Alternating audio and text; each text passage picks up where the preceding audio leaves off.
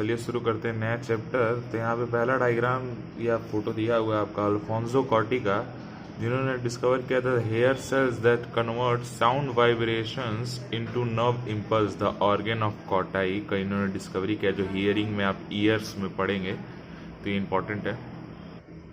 अब यहाँ पे आप देख सकते हैं ह्यूमन डाइजेस्टिव सिस्टम का डायग्राम दिया हुआ है। तो सबसे पहले सलाइवरी ग्लैंड का जो 3 पार्ट है, सबसे पहला सलाइवरी ग्लैंड है, सब मैक्सिलरी सलाइवरी ग्लैंड है जो टंग के जस्ट नीचे प्रेजेंट होता है। दूसरा सब लिंगुअल है, और फिर तीसरा जो पायरोटिड ग्लैंड है जो ईयर्स के पास प्रेजेंट होता है। तो ये 3 सलाइवरी ग्लैंड से याद रखने हैं। इसके बाद ऑसोफेगस जानती हैं आप लोग, उसका लीवर है। लीवर के साथ जो लीवर का जो स्टोर करता है, जो लीवर जो सिंथेसाइज करता है मटेरियल, वो जो स्टोर करता है उसको गॉल ब्लैडर कहते हैं।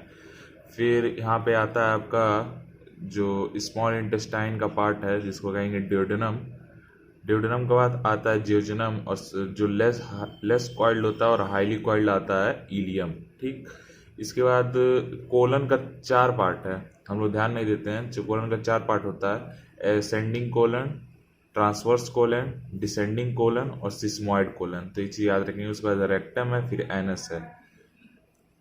वर्मी फॉर्म अपेंडिक्स जो है वाइटल ऑर्गन है। पहले ये सेलुलोज डाइजेस्ट करने में यूजफुल था, तो अब इस समय हम लोग जैसे कोई घास जैसे गाय खाती है तो उसका वर्मी फॉर्म अपेंडिक्स बड़ा होगा। ह्यूमन में ऐसा कुछ नहीं है, तो उसका वाइटल ऑर्गन है, एक स्मॉल पार्ट बस रहता है। सीकम जिसको हम लोग ब्लाइंड सैक कहते हैं, इसमें बैक्टीरिया एसोसिएशन होता है, तो ये भी इंपॉर्टेंट है।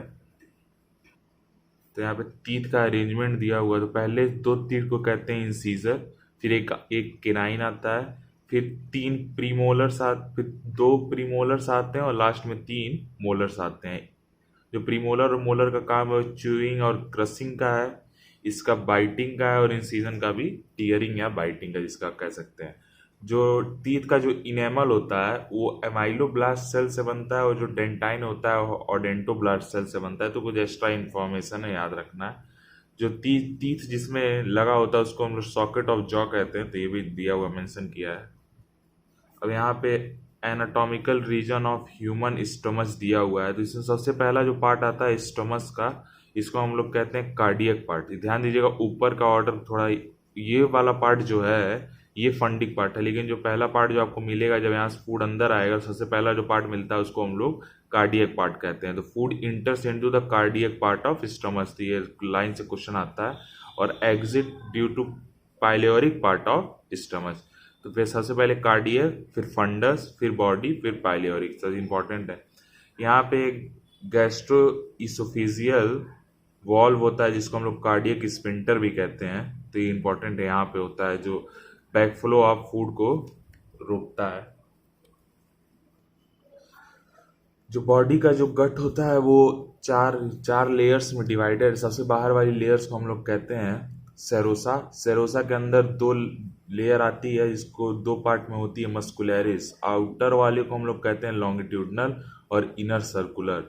तो OLIC आप पढ़ सकते हैं, या ICOL, ये याद रखना है। ICOL मतलब इनर सर्कुलर, आउटर लॉन्गिट्यूडनल। फिर उसके आता है सब म्यूकोसा, फिर आता है म्यूकोसा, और लास्ट में एक न्यूल्यूमन जिसको हम लोग कैविटी भी कहते हैं। अब यहाँ आप देख सकते हैं स्मॉल इंटेस्टाइन में जो विलाइज होती है उनका क्या फंक्शन है। जैसे विलाइज क्या करती है, सरफेस एरिया बढ़ा देती हैं फूड का। तो फूड पहले इसमें से ऐसे पास होगा, तो इसको एब्जॉर्प्शन होने के लिए ज़्यादा टाइम मिलता है, साथ ही small intestine is best place for absorption. तो जो फूड यहाँ से गुजरेगा सबसे पहले विलाइज से टच होगा, विलाइज के द्वारा जो फूड एब्जॉर्ब किया जाएगा वो लेक्टियल्स में जाएगा। यहाँ पे अगर फैट एब्जॉर्ब होता है तो उसको हम लोग क्लायोमाइक्रोन में एब्जॉर्ब होता है, तो ये चीज़ इंपॉर्टेंट है, आगे पढ़ेंगे। उसके बाद कैपिलरीज से होते हुए आर्टरी और वेन से जो भी डाइजेस्टेड ग्लूकोज है वो ब्लड स्ट्रीम में पहुंच जाता है। अब यहाँ पे एक लाइन बहुत इंपॉर्टेंट है, the hepatic lobules are the structure and function unit of liver. तो लीवर का फंक्शनल यूनिट कौन है, हिपैटिक लोब्यूल्स। ठीक, और ये कवर होता है ग्लिसेंस कैप्सूल से, जिसको अराउंड कवर करता है। तो ये लाइन थोड़ा देख लीजिएगा। अब यहाँ आप देख सकते हैं ये जो 2 डक्ट है ये लीवर से आ रही हैं, सीधे डक्ट फ्रॉम लीवर। ये एक डक्ट है जो ये गॉल ब्लैडर है, जो कि लीवर का जो स्टोरेज करता है, लीवर का जो जिसमें बिलिरुबिन, बिलिवर्डिन ये सब होता है, ये स्टोर करता है। फिर ये आ गया आपका क्या कहते हैं डक्ट, गॉल ब्लैडर का डक्ट। इसके बाद दोनों मिल के आप बनाएंगे कॉमन बाइल डक्ट, जो बाइल आएगा जो लीवर से इसमें स्टोर होगा। इस बाइल का कंटेंट क्या है, बिलीरुबिन, बिलीवर्डिन।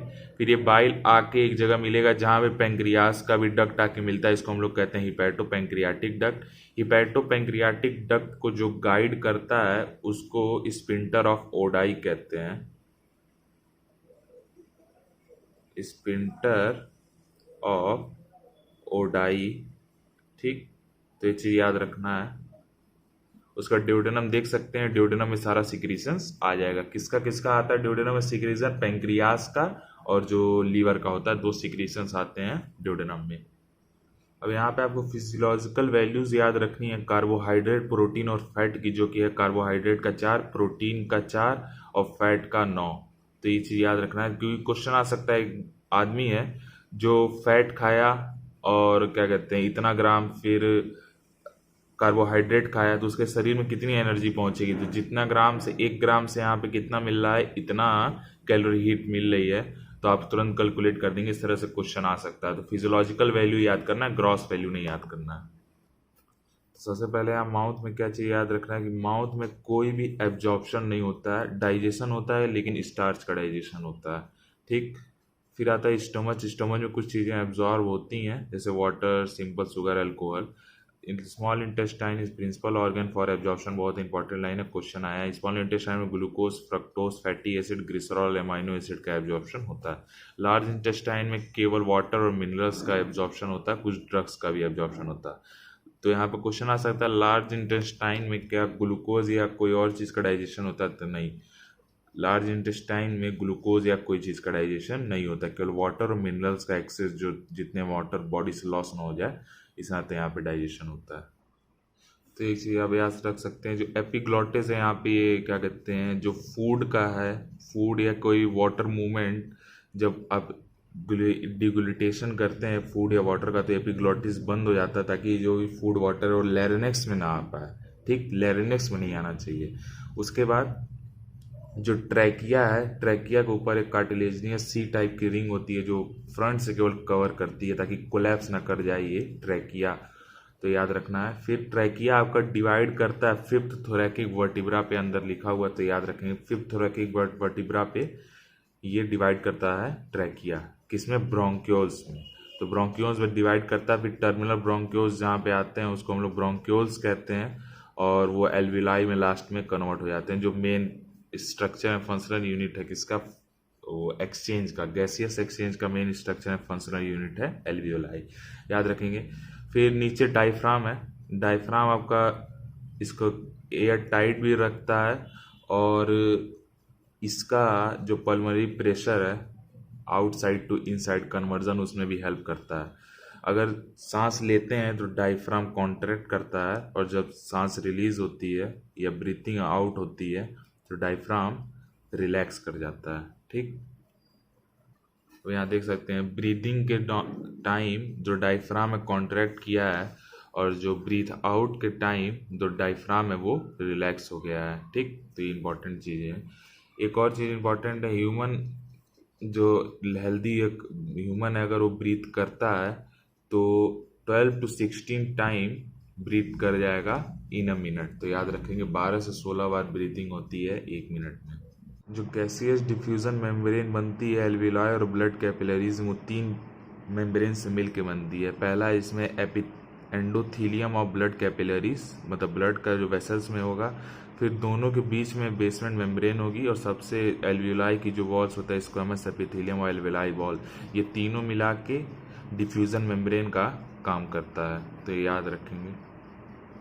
अब यहाँ पे एक चार्ट थोड़ा इंपॉर्टेंट है, अगर ये ग्राफ, ये जो ऑक्सीजन डिसोसिएशन कर्व है, इसका अगर ग्राफ अगर राइट साइड में शिफ्ट करता है तो यानी कि PCO2 यानी पार्शियल प्रेशर ऑफ CO2 ज़्यादा होगा, पार्शियल प्रेशर ऑफ CO2 ज़्यादा होगा तो H+ की कंडीशन ज़्यादा हो, H+ ज़्यादा होगा तो pH एसिडिक जाएगा। ठीक, और फिर इसी को हम लोग कहते हैं हेमबर्गर फिनोमिना या क्लोराइड शिफ्ट इफेक्ट। तो ये एक ही चीज़ याद रखेंगे सर, जस्ट सब कुछ अपोजिट में PO2 के साथ हो जाएगा। PO2 अगर बढ़ेगा, लेफ्ट साइड में बढ़ता तो PO2 बढ़ेगा, H+ घटेगा, pH बेसिक चला जाएगा। तो ये चीज़ अपोजिट में होगा। लेकिन एक चीज़ याद रखें, अगर राइट साइड क्लोराइड ये शिफ्ट होता है partial pressure oxygen dissociation curve अगर राइट साइड शिफ्ट होता है तो ये सारी कंडीशंस आएंगी। अब यहाँ पे ये डायग्राम थोड़ा इंपॉर्टेंट, इसमें चार्ट थोड़ा इंपॉर्टेंट है। इसमें क्या याद रखना है, जो ए बी ब्लड ग्रुप होता है इसमें एंटीबॉडी नहीं होती है, ठीक। एंटीबॉडी ए बी में नहीं होती है और एंटीजन ओ में नहीं होता है, ठीक। तो ये दो लाइन यहाँ पे याद रखेंगे तो आपको पता चल जाएगा क्यों कौन किस में डिसोसिएशन कर सकता है, क्यों इसको यूनिवर्सल एक्सेप्टर कहते हैं और क्यों इसको यूनिवर्सल डोनर कहते हैं। तो इसमें एंटीजन नहीं होता है ओ में और ए बी में एंटीबॉडी नहीं होता है।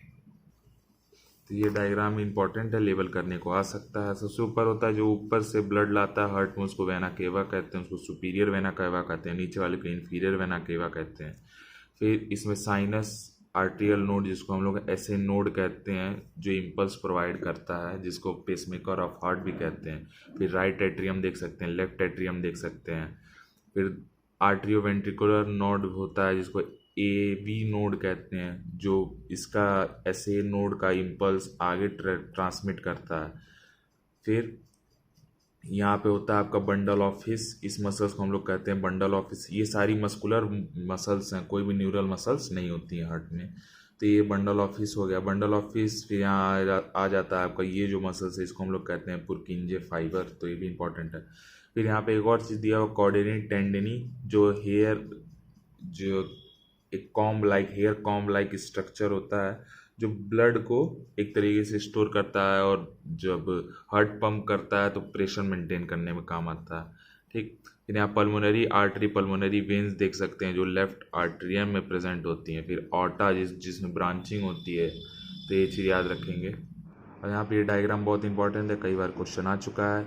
इस ग्राफ को हम लोग इलेक्ट्रोकार्डियोग्राम कहते हैं और ये ग्राफ जिस मशीन पे दिखाया जाता है उसको हम लोग इलेक्ट्रोकार्डियोग्राफ कहते हैं। तो मशीन का नाम ग्राफ है और ग्राफ का नाम ग्राम है, तो ये चीज़ याद रखें। पी वेव आप क्या डिफाइन कर रहा है, डीपोलराइजेशन ऑफ आर्टरी डिफाइन करना है।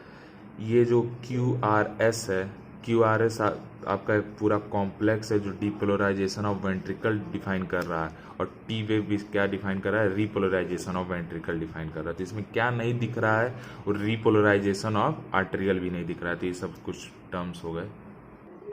अब यहाँ ब्लड कैपिलरीज देख सकते हैं, वेन्स में जो ल्यूमन होगा वो लार्ज होगा और आर्टरी में जो ल्यूमन होगा वो नैरो होगा, क्योंकि इसमें जो ब्लड प्रेशर होता है आर्टरी में वो ज़्यादा होता है। तो ल्यूमन अगर वाइड रहेगा तो ब्लड कैपिलरीज जो होते हैं रप्चर कर जाएंगी।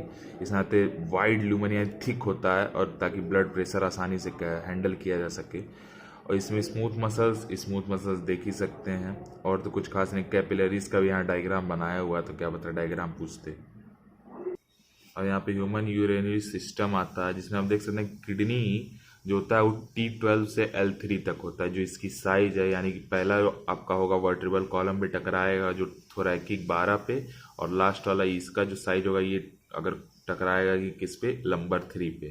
तो T12 से L3 तक इसकी साइज होती है। उसके बाद इसमें आप देख सकते हैं ये है आपका रीनल आर्टरी, रीनल वेन्स, उसके बाद एड्रिनल ग्लैंड भी इसमें प्रेजेंट होता है। एक चीज़ और इम्पॉर्टेंट है, और फिर यहाँ पे हाइलम प्रेजेंट होता है जो आगे अभी देखेंगे। हिपैटिक वेन सबसे ज़्यादा लेस यूरिया अगर पूछता है तो हिपैटिक वेन में होगा सबसे लेस यूरिया, क्योंकि वो किडनी से पास हो चुका है, उसमें यूरिया का जो कंसंट्रेशन हो जाएगा वो कम हो जाएगा। और मैक्सिमम यूरिया कंसंट्रेशन पूछता है तो हिपैटिक आर्टरी में सबसे ज़्यादा यूरिया कंसंट्रेशन होगा। फिर यहाँ देख सकते हैं यूरेटर, यूरिनरी ब्लैडर, और रात में यूरेथ्रा जिससे यूरिन पास हो जाता है। अब ये डायग्राम थोड़ा लॉन्गिट्यूडनल सेक्शन ऑफ किडनी देख सकते हैं आप। तो यहाँ पे सबसे कुछ भी इंपॉर्टेंट जैसे मेडुलरी पिरामिड दिया हुआ है, फिर रीनल कॉलम दिया हुआ है, फिर दो मेडुलरी पिरामिड के बीच जो जगह होती है उसको हम लोग कॉलम ऑफ बर्टिनी भी कहते हैं, कॉर्टेक्स दिया हुआ है। फिर इधर से देखें जिसमें सबका सिक्रीशन आता है, सारा जो पिरामिड है मेडुलरी पिरामिड उसका सिक्रीशन आता है कैलेक्स में। कैलेक्स के बाद आपका आता है पेल्विस के बाद आता है यूरेटर से होकर बाहर चला आता है। यहाँ पे हाइलम प्रेजेंट होता है, हाइलस इसको कहते हैं जो रीनल पेल्विस को कनेक्ट करता है किससे, कैलेक्स से। तो थोड़ा इंपॉर्टेंट होगा। एक किडनी में 1 मिलियन नेफ्रॉन होते हैं, भी याद रखने वाली बात है। अब यहाँ पे डायग्रामेटिक सेक्शन आप देख सकते हैं, नेफ्रॉन और उसके साथ जो ब्लड वेसल जो एसोसिएटेड होती हैं। यह सबसे इम्पॉर्टेंट चीज़ है वासा रेक्टा। वासा रेक्टा की वजह से काउंटर करंट मैकेनिज्म आता है, जो आपको ये पता होगा क्या होता है काउंटर करंट मैकेनिज्म। इसका सबसे पहले जहाँ से ब्लड इंटर करता है उसको हम लोग एफरेंट आर्ट्रियोल कहते हैं, जो थिक होता है, देख सकते हैं। और जहाँ से ब्लड निकलता है उसको इफरेंट आर्ट्रियोल कहते हैं, जो थिन होता है। ब्लड किस में आता है? ग्लोमेरुलस में आता है। ग्लोमेरुलस के बाद बोमेन्स कैप्सूल में ब्लड जाता है। उसका बाद पीसीटीज वो प्रोक्सिमल कॉलमेटेड ट्यूब्यूल कहते हैं, जिसमें सीलिया प्रेजेंट होते हैं, जिससे एब्जॉर्प्शन होता है। फिर इसके बाद ब्लड आता है आपका descending loop of Henle. Descending loop of Henle permeable to H2O होता है, याद रखेंगे, H2O से परमिएबल होता है। फिर असेंडिंग लूप ऑफ हेनले आपका परमिएबल टू NaCl या फिर सॉल्ट कह सकते हैं, परमिएबल टू सॉल्ट होता है।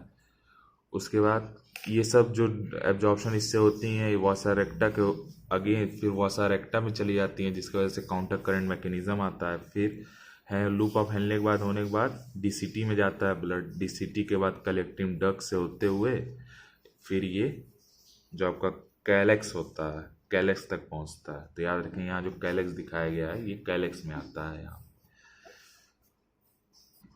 जो बोमेन्स कैप्सूल है और ग्लोमेरुलस को कलेक्टिवली हम लोग कहते हैं माल्फिंजियन बॉडी। तो ये चीज़ इंपॉर्टेंट है। यहाँ पे जो बेसमेंट जो मेम्ब्रेन होती है, जिससे ट्रांसफ़र होता है, दोनों के बीच एक्सचेंज होता है बोमेन्स कैप्सूल और ग्लोमेरुलस के बीच, वहाँ पे एक मेम्ब्रेन होती है एपिथेलियम ऑफ बोमेन्स कैप्सूल। ठीक। फिर यहाँ पे पोडोसाइट सेल्स होते हैं, जो छन्नी की तरह काम करते हैं, ताकि जो ब्लड है वो एक तरीके सीविंग इफेक्ट से फिल्ट्रेट होके बोमेन्स कैप्सूल में चला आता है। तो पोडोसाइट सेल्स थोड़ी इंपॉर्टेंट है, अंदर पढ़ेंगे। फिर यहाँ पे ब्लड और कोलाइडल ऑस्मोटिक प्रेशर भी मेंटेन किया जाता है, BCOP जिसको हम लोग कहते हैं।